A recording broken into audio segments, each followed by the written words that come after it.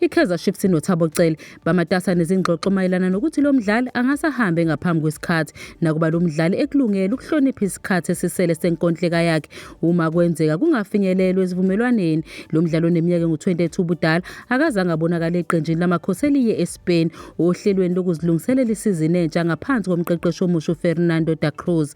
Lokhu kuze njengento eyethusayo njengoba bebenayo emsebenzini yokulungiselela umkhankaso ka-2026-2027. Imibiko ikhomba ukuthi uCele wezwa ngokushiywa kwakhe sekusele kancane iqembu lihambe, nakuba ebelindele ukuba yingxenye yalabo abazohamba.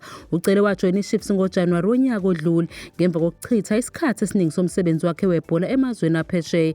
Ukubuya kwakhe kwi-Premier Soccer League kwabhekwa njengokugembula okukhulu futhi kwaba nokuphawula okuningi kulandela amawindi amaningi okushintshwa kwabadlali lapha amakhosi ayelokhu emlandela khona ngaphambi kokugcina ethole isignature yakhe.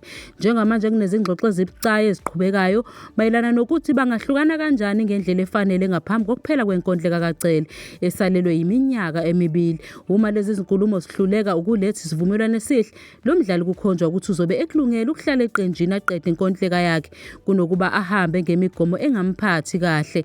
Khona manjalo iChiefs ibheka ezinye izindlela, kufaka phakathi ukuthi kungenzeka abolekiswe kwelinye iqembu noma sayine nalo unomphela, nakuba noma yiluphi uhlelo olufana nalolo luzodinga ukuthi lwanelise zonke izinhlangothi ezithintekayo ngaphambi kokuba luphothulwe. Okwamanje ikusasa likaCele kuleli qembu lisalenga futhi kulindeleke ezinye izingxoxo njengoba iwindi lokushintshwa kwabadlali liqhubeka.